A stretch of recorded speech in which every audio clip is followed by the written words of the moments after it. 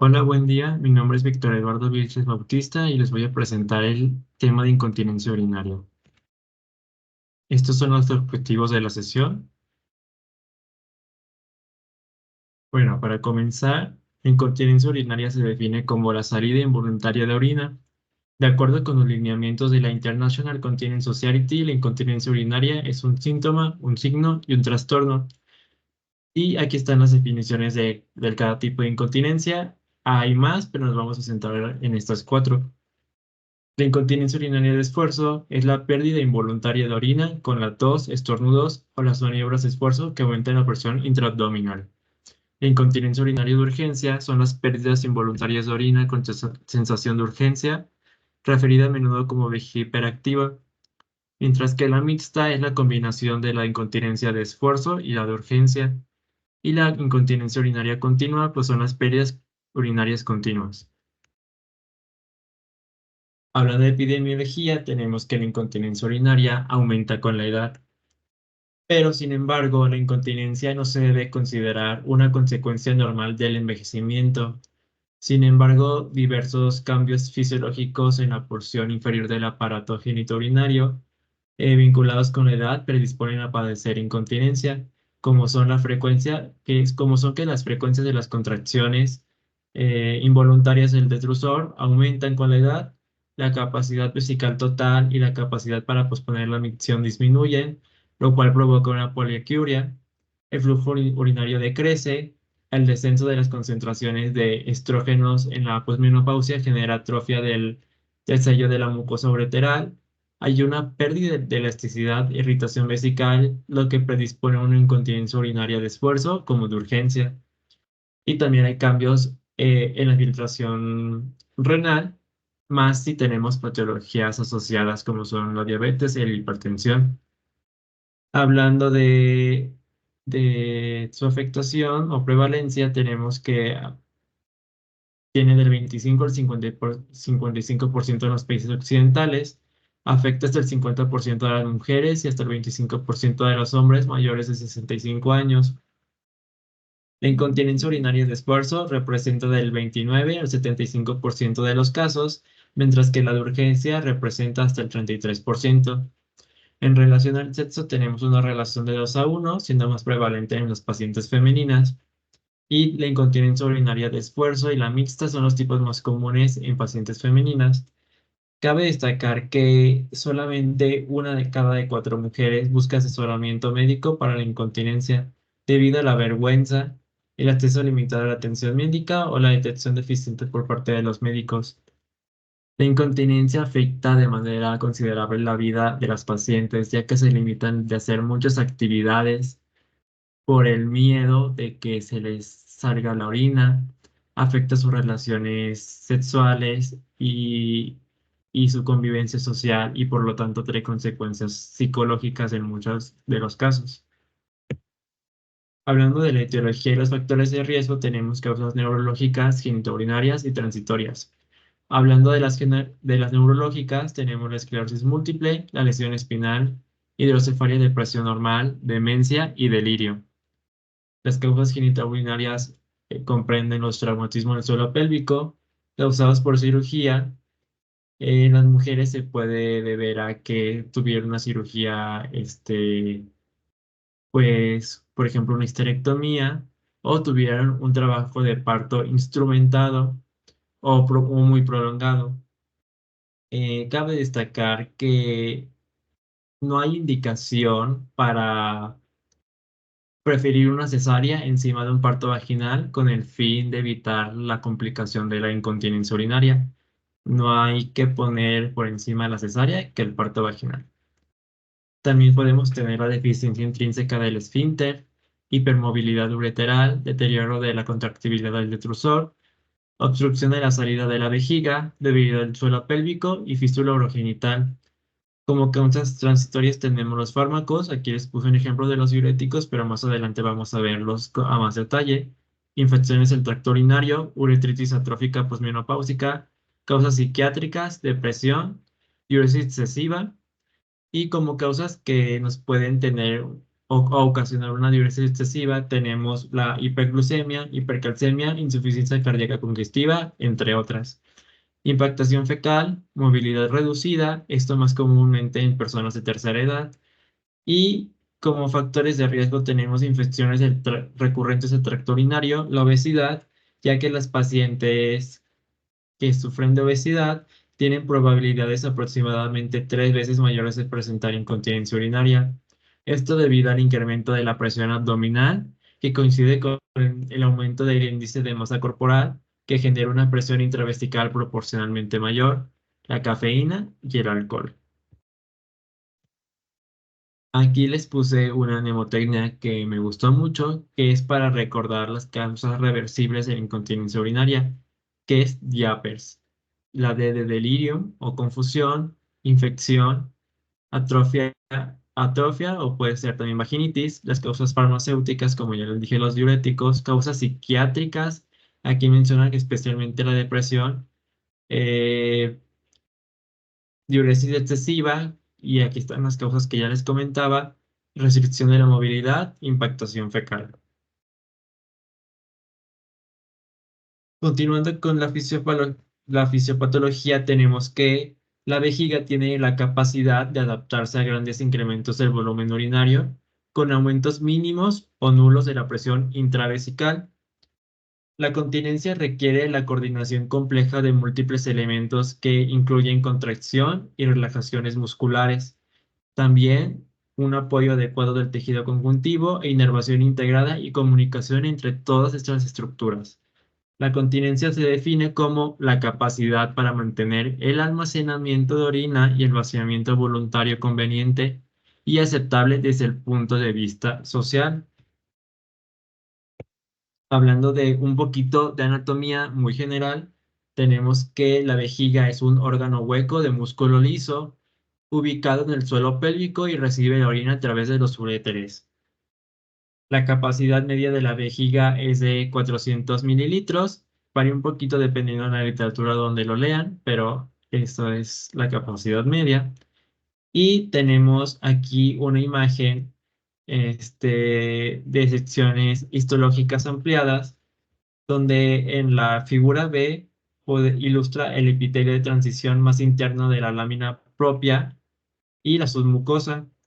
Tenemos las siguientes capas: la mucosa, submucosa, muscular y adventicia.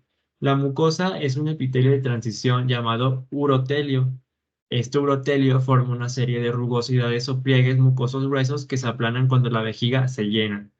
Cuando la vejiga está en su fase de vaciamiento total, pues vuelve a tener estas rugosidades. El urotelio está cubierto por una capa de glucosaminoglucanos que evita la adherencia bacteriana.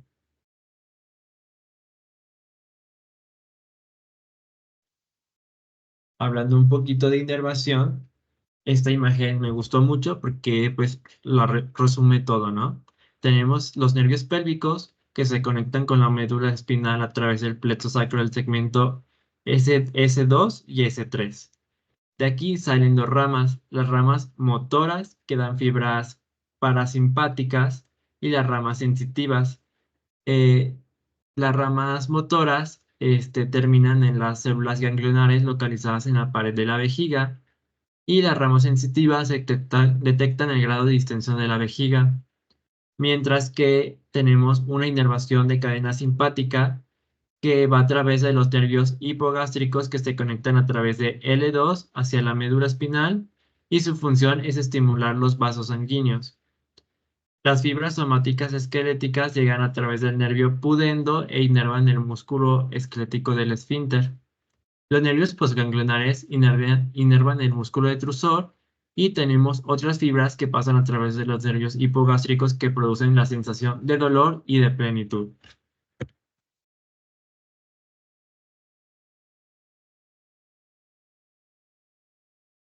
Se me olvidaba comentarles que el área lisa o sin rugosidades de la vejiga se llama trígono. Y siguiendo con la inervación, tenemos una imagen donde se muestran todos los receptores que hay en la vejiga dependiendo si están en el cuello vesical o si están en la cúpula. Es muy importante saberlo porque nos va a orientar a nuestro tratamiento, saber qué tipo de fármaco podemos dar o si está indicada alguna cirugía. Tenemos que en la cúpula vesical abundan los receptores muscarínicos parasimpáticos M y receptores simpáticos beta adrenérgicos. El cuello vesical es rico en receptores simpáticos alfa-adrenérgicos. Y hablando de la distensión vesical por el llenado provoca, en primer lugar, una contracción adrenérgica alfa del músculo liso ureteral y mayor tono del cuello vesical. Esto a través de los reflejos simpáticos de la torácica 11 a la lumbar 2.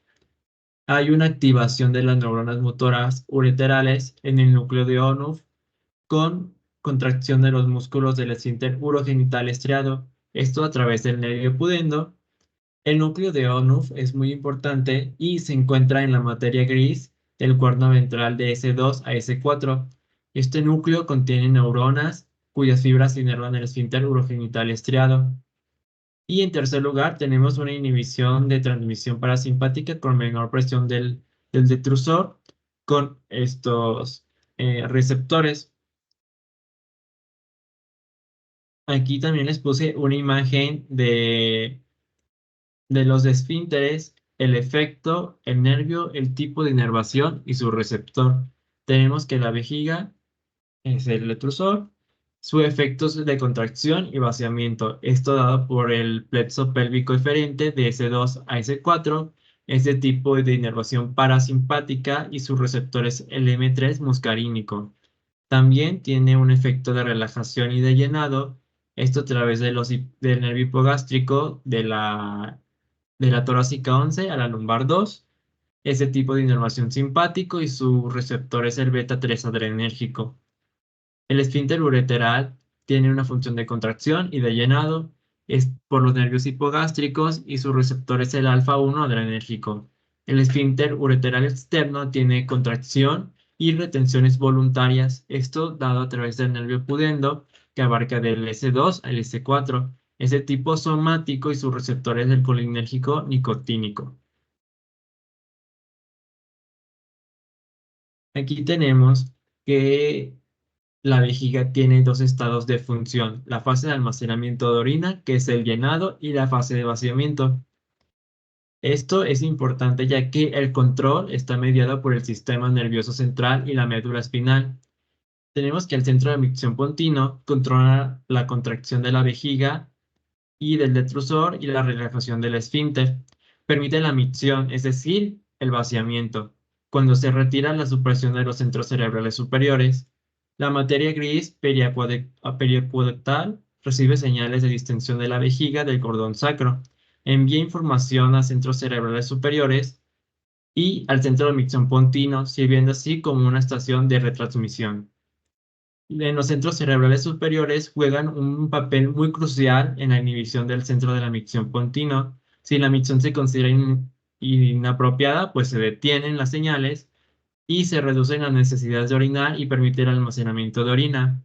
Además, la corteza motora controla el esfínter ureteral externo y a través del músculo voluntario. Aquí tenemos la fase de llenado.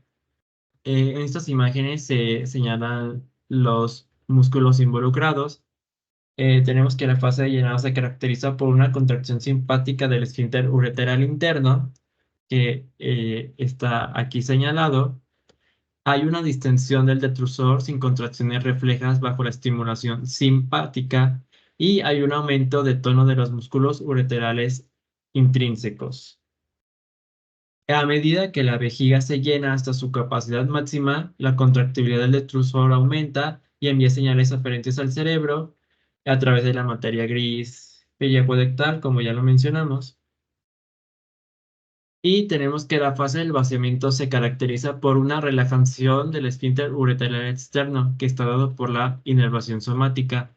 Hay una relajación del esfínter ureteral interno y apertura del cuello de la vejiga, dado por una inervación simpática. Y hay una contracción del músculo detrusor, dado también por inervación simpática, Y los músculos de la pared abdominal y del piso pélvico ayudan aumentando la fuerza sobre la vejiga para lograr un vaciamiento completo. Cabe destacar que, a comparación de las mujeres y los hombres, las mujeres tienen que hacer, por así decirlo, menos fuerza.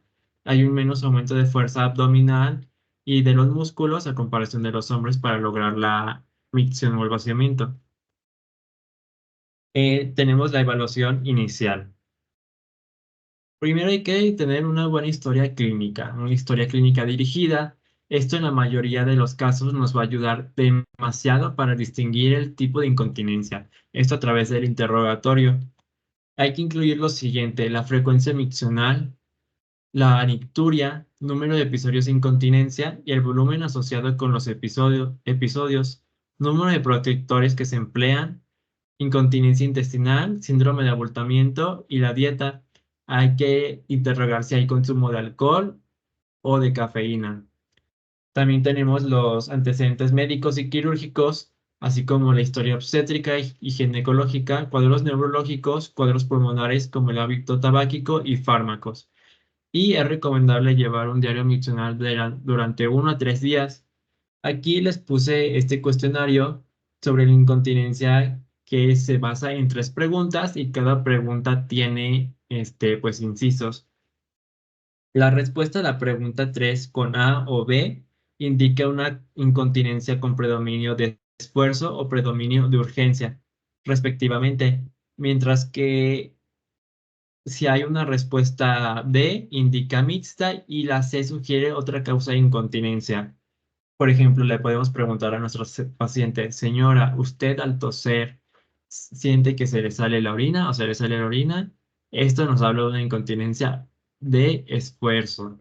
Y también le podemos preguntar: señora, ¿usted alcanza a llegar al baño? ¿Alcanza a orinar, alcanza a llegar al baño para orinar o se le sale? Esto nos habla de una incontinencia urinaria de urgencia. Hablando del diario miccional, hay que hacerlo durante 1 a 3 días. Esto debe incluir la ingesta de líquidos, micción, volumen expulsado, episodios de escape de orina y cada actividad relacionada con estos, ya que si se hacen actividades que requieran esfuerzo, como cargar cosas pesadas, pues también aumenta la incontinencia. Durante cada periodo de 24 horas, los pacientes deben registrar también los horarios de sueño y vigilia. Esto permite efectuar una descripción exacta de los patrones de emisión voluntaria nocturna, así como la eneuresis. En condiciones normales, la frecuencia de emisiones es menos de 8 veces al día y 1 vez por la noche, y el volumen total evacuado en 24 horas suele ser menor de los 1.800 mililitros. Y hay que educar bien a la paciente, centrarnos y explicarles bien sobre este diario miccional, ya que puede hacer una gran diferencia para llegar a nuestro diagnóstico. Como les mencionaba, en los factores que se pueden como revertir, aquí les muestro los fármacos que están involucrados en la incontinencia. Como podemos ver, tenemos el fármaco, los ejemplos, el mecanismo y el efecto. Es importante interrogar con detalle sobre la administración de medicamentos. Los fármacos principales comprenden estrógenos, antagonistas alfa-adrenérgicos, cafeína, alcohol y diuréticos. De las endocrinopatías, la diabetes mellitus puede causar diuresis osmótica y poliuria. Si el control de la glucemia es eficiente, el consumo excesivo de cafeína o alcohol o la polidipsia por la diabetes insípida también pues, puede generar una poluria o polacturia. De igual modo, otros trastornos de la secreción o acción de la arginina vasopresina provocan poluria y nicturia. Y pues ya como hablamos, ciertas enfermedades como insuficiencia cardíaca, hipotiroidismo, insuficiencia venosa y pues los efectos de estos fármacos contribuyen a la incontinencia. Es muy normal que tengamos pacientes, sobre todo aquí en México, que tienen polifarmacia, es decir, que consumen muchos fármacos debido a que la población mexicana se caracteriza por tener muchas enfermedades crónicas como hipertensión, diabetes, ¿no? Entonces, hay que ver qué podemos hacer con esos pacientes, cuáles fármacos podemos cambiar o si no podemos, o ver si podemos reducir dosis para ayudarlos un poquito, ¿no? Sobre su tema de incontinencia. En la exploración física, en primer lugar, se inspecciona el perineo en busca de atrofia. Esto se reconoce fácilmente al observar toda la porción inferior del aparato genital. También se puede explorar la motilidad ureteral y puede valorarse con la prueba del hisopo de algodón y facilita el diagnóstico de incontinencia de esfuerzo. Se coloca un hisopo de algodón en la uretra a la altura del cuello vesical y se valora el cambio de eje, mientras que la paciente realiza una maniobra de Valsalva. Si tenemos un ángulo mayor a 30, es indicativo de hipermovilidad ureteral. Em, Siguiendo con la exploración física, tenemos el examen abdominal inferior. Hay que evaluar la distensión vesical y masa y realizar una prueba de esfuerzo urinario. Eh, Realizar una prueba de esfuerzo urinario en todos los pacientes para distinguir entre incontinencia de esfuerzo y de urgencia.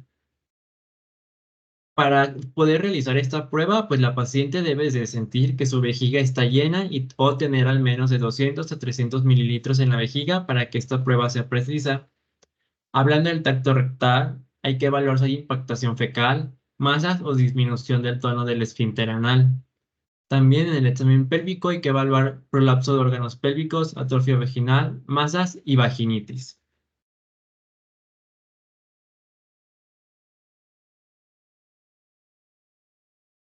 En las pruebas diagnósticas, podemos pedir un análisis y cultivo de orina y podemos encontrar nitritos urinarios o esterasas leucocitarias. Si estos son positivos, pues son sugestivos de infección del tracto urinario y hay que enviar a un urocultivo. La microhematuria aislada puede deberse a prolapso pélvico o malignidad del tracto urinario. Cabe destacar que la microhematuria no debe diagnosticarse basándose únicamente en un análisis de tira reactiva, sino que siempre debe confirmarse mediante la evaluación microscópica. La glucosuria, si está presente, pues hay que realizar pruebas de detección de diabetes, ya que esta está asociada con un mayor riesgo de incontinencia urinaria, especialmente con la de urgencia. Y se cree que hay varios mecanismos que contribuyen a esto, incluida la neuropatía y el efecto diurético de la hiperglucemia. Como otras pruebas, tenemos el volumen residual postmiccional. ¿Cuáles son sus indicaciones? Tener sospecha de incontinencia por desbordamiento con un PBR mayor a 200 mililitros. Cuando hay incertidumbre diagnóstica, pacientes considerados para derivación a especialistas y hallazgos como la PBR elevada sugiere una disminución de la contractibilidad de la vejiga u obstrucción ureteral.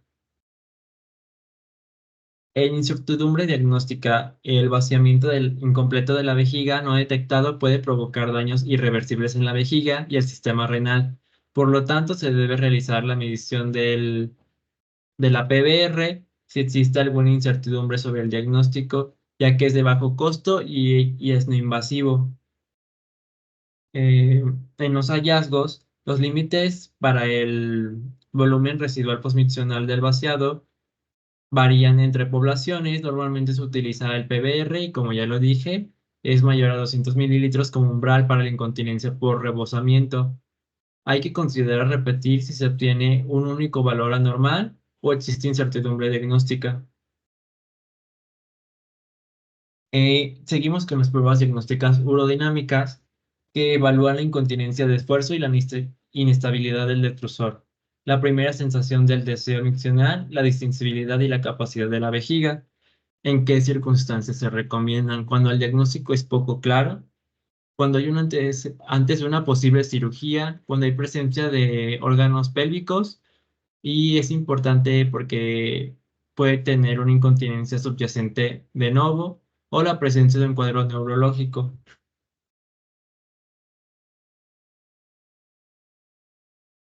Y esto nos sirve para obtener un diagnóstico más preciso del tipo de incontinencia y puede modificar el plan de tratamiento hasta en el 27% de las pacientes. Cabe destacar que la fuga que se observa durante la prueba no siempre tiene relevancia clínica. Además, es factible que la prueba no aporte información si la maniobra desencadenante inicial o la situación que condujo a la incontinencia no puede reproducirse durante la valoración. Siguiendo con la cistometría simple, identifica la incontinencia de esfuerzo y la hiperactividad del detrusor, además de medir la primera sensación, el deseo de orinar y la capacidad vesical. Es fácil de realizar y requiere equipo de bajo costo. Como limitación tenemos la incapacidad para expresar los cambios que se encuentran en caso de defecto intrínseco del esfínter, ya que su diagnóstico podría evitar ciertos procedimientos pues, quirúrgicos. En la cistometría de canales múltiples, pues al contrario de la simple, pues es de disponibilidad limitada y requiere equipo costoso. Indica la función del detrusor, incluyendo la sensación, la expansión, capacidad y la evidencia de contracciones del detrusor no inhibidas. Se colocan dos sondas de presión en la vejiga, la vagina o el recto, mientras se llena la vejiga con flujo retrógrado.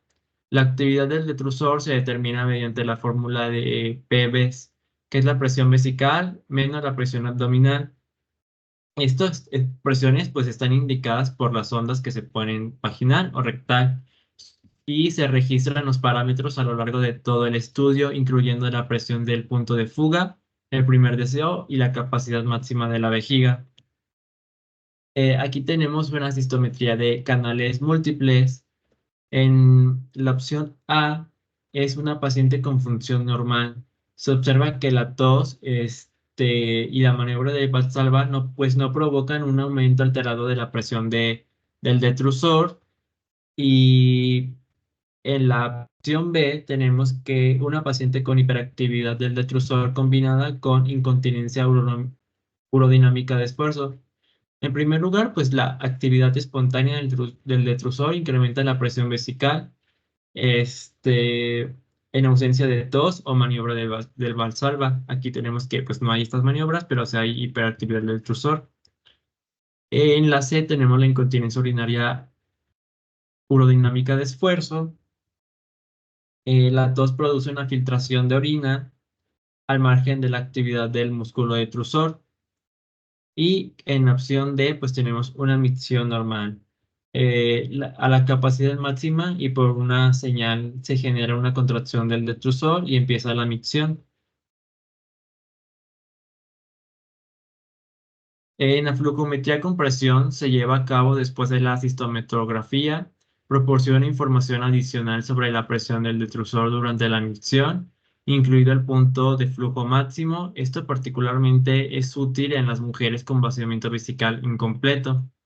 La uroflujometría, además de asegurar que la vejiga, hay que asegurarse que la vejiga esté vacía antes de efectuar más valoraciones. Esta prueba suministra información sobre la capacidad de la mujer para vaciar su vejiga. La cistometrografía se lleva a cabo después de la uroflujometría para establecer si la mujer padece incontinencia de esfuerzo urodinámica e hiperactividad del detrusor. Si hay sensación de plenitud vesical, tardaría aquí. Si hay sensación de plenitud vesical tardía, quizá exista una neuropatía. Y si hay sensibilidad vesical excesiva, sugiere un trastorno sensitivo.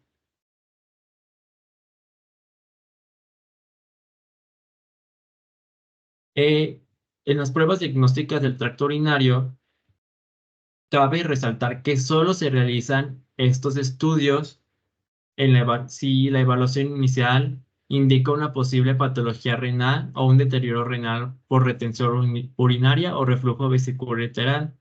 Se puede hacer un ultrasonido renal. Las indicaciones incluyen que haya hematuria en la orina, incontinencia neurogénica y esto incluye el PBR elevado que ya vimos, mayor a 200, enfermedad renal conmórbida. Los hallazgos pueden mostrar hidronefrosis, que esto está asociado con incontinencia por rebosamiento o una patología del tracto urinario, por ejemplo, un tumor este, maligno. También se puede hacer la creatinina y el BUN y puede estar elevados en pacientes con incontinencia por rebosamiento.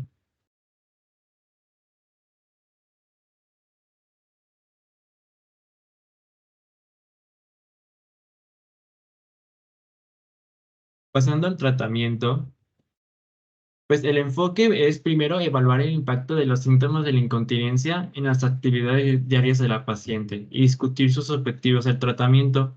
Hay que utilizar la toma de decisiones compartida para individualizar los planes del tratamiento. Esto va a hacer que nuestra paciente se sienta más segura de expresar todos sus síntomas o sus inquietudes, y esto nos puede ayudar a hacer una mejor historia clínica y por lo tanto hacer que su tratamiento sea efectivo. Y pues bueno, hay que remitir a las pacientes con cualquiera de los siguientes síntomas a urología para un tratamiento adicional: incontinencia de esfuerzo refractaria al tratamiento conservador, banderas rojas y la incontinencia urinaria. Estas pueden ser que haya un dolor asociado, hematuria o proteinuria persistentes, un PBR elevado, síntomas que sugieren obstrucción, una sospecha de fístula, prolapso de órganos pélvicos, infección del tracto urinario recurrentes e incontinencia después de radiación, cirugía pélvica radical o cirugía de incontinencia previa.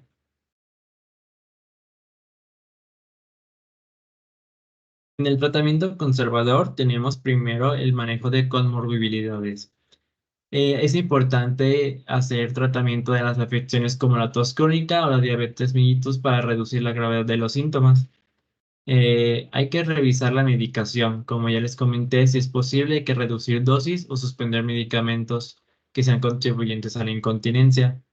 Hay que remitir a los pacientes con movilidad limitada a fisioterapia y terapia ocupacional. Esto se da más en pacientes que tienen una lesión espinal o tienen una edad avanzada, ¿no? Normalmente estas personas de la tercera edad pues se la pasan todo el día sentadas, y pues eso es un factor para la incontinencia. Hay que considerar el estrógeno tópico para mujeres posmenopáusicas. Algunos estudios han demostrado que el tratamiento de la atrofia vaginal con estrógeno tópico puede mejorar la incontinencia. El tratamiento con hormonas sistémicas, sin embargo, puede empeorar los síntomas. También se ha demostrado que los estrógenos refuerzan el flujo sanguíneo uretral y la sensibilidad de los receptores alfa-adrenérgicos. Esto mejora pues la coaptación coaptación y la presión de cierres ureterales, y pues en teoría los estrógenos aumentan el depósito de colágeno y promueven la vascularidad del plexo capilar periuretral. Hay que hacer recomendaciones en el estilo de vida, como el manejo de la obesidad, ya que esto aumenta el riesgo de la incontinencia, y un estudio demostró que una pérdida de peso promedio de 7 a 8 kilos reducía los episodios de incontinencia entre un 28% y un 47% en mujeres con sobrepeso y obesidad. El tabaquismo es un factor de riesgo pues muy conocido, especialmente en mujeres mayores de 60 años. Sin embargo, pues no está clara si dejar de fumar pues puede aliviar la incontinencia. Hay que tener una ingesta adecuada de líquidos y horarios a lo largo del día. Las pacientes deben consumir entre 50 y 70 onzas líquidas, que esto equivale aproximadamente a 1,5 litros o 2 litros. Y pues hay que estarlo consumiendo en pequeños volúmenes a lo largo del día, y hay que evitar líquidos durante varias horas antes de acostarse y durante la noche. Y no se recomienda una mayor restricción de líquidos debido a los posibles efectos adversos, por ejemplo, como dolor de cabeza o sed. Y al mayor riesgo de estreñimiento, pues también si reducimos los líquidos, y puede empeorar pues los síntomas. También tenemos los ejercicios de Kegel, que son para el fortalecimiento de los músculos periuretrales y perivaginales voluntarios. Puede aumentarse mediante entrenamiento de retroalimentación o electroestimulación mediante la fisioterapia del suelo pélvico.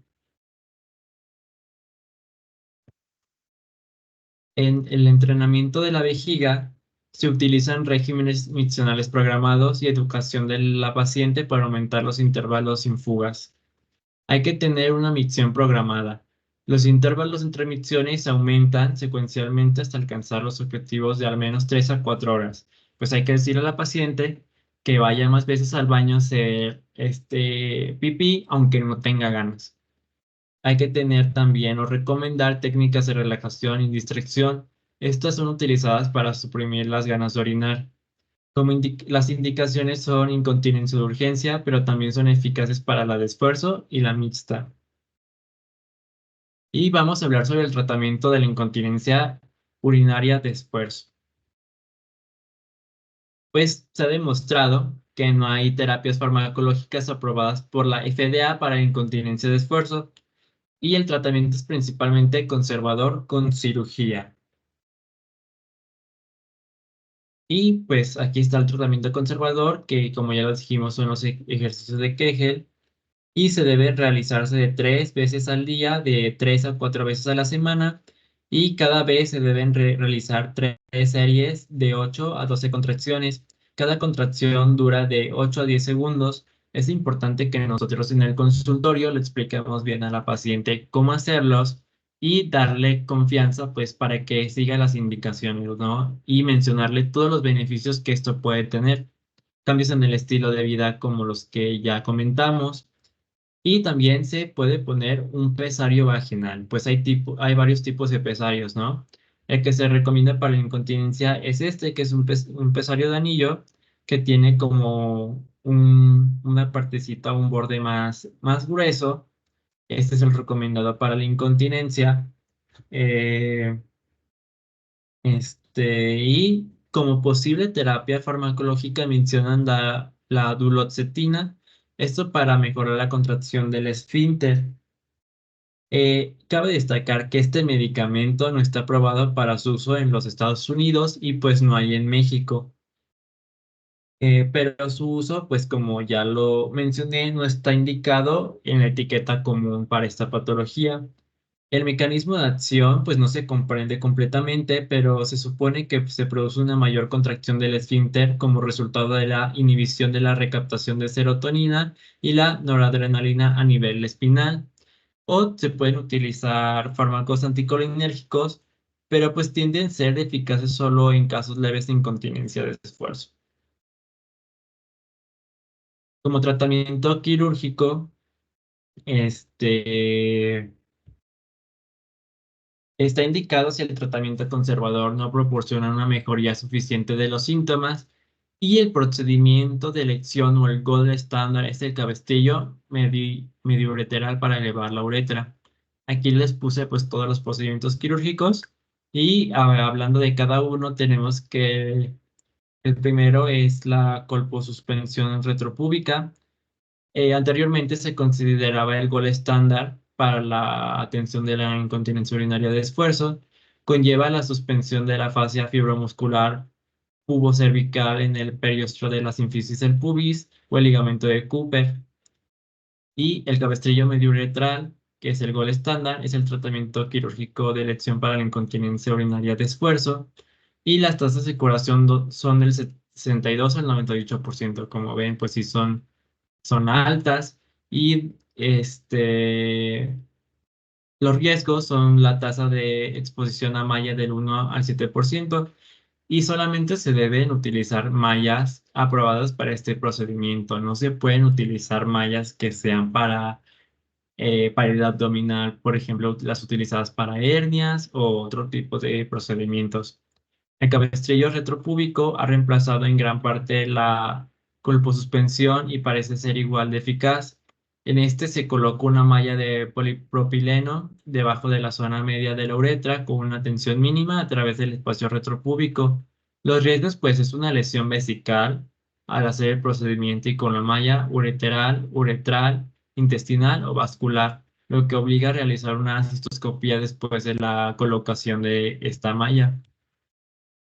Tenemos la cinta de transobturatriz. Esto está dirigido bilateralmente a través del agujero obturador y por debajo de la zona media de la uretra. Está diseñado para disminuir las complicaciones de la colocación del trocar retropúbico y hay menores tasas de perforación vesical, disminución de vaciamiento, lesión vascular y tiempo de cirugía, pero pues también tenemos tasas más altas de dolor postoperatorio y dispareunia de nueva aparición, lo que lo hace que no sea un procedimiento de elección, ya que le vamos a provocar más dolor a la paciente y pues vivir con dolor crónico no es opción. Los riesgos son lesiones vesicales, uretrales y de vasos sanguíneos. Son menos frecuentes que en el abordaje retropúbico. Y también tenemos la opción de los minicabestrillos.